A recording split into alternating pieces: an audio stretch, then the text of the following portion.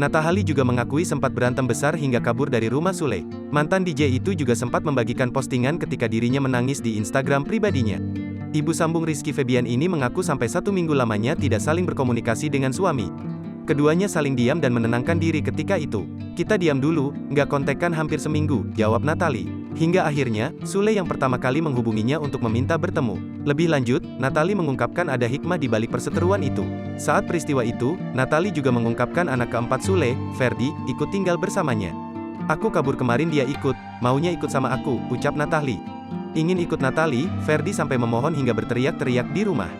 "Di rumah tuh teriak-teriak jam 2 malam, mau sama bunda terus akangnya pusingkan, terus Putri telepon, bunda ini Ferdi mau ikut bunda, ya udah sini, dibolehin ikut sama aku," lanjutnya. Selama seminggu Ferdi tinggal bersama sang bunda, hingga sampai bolos sekolah.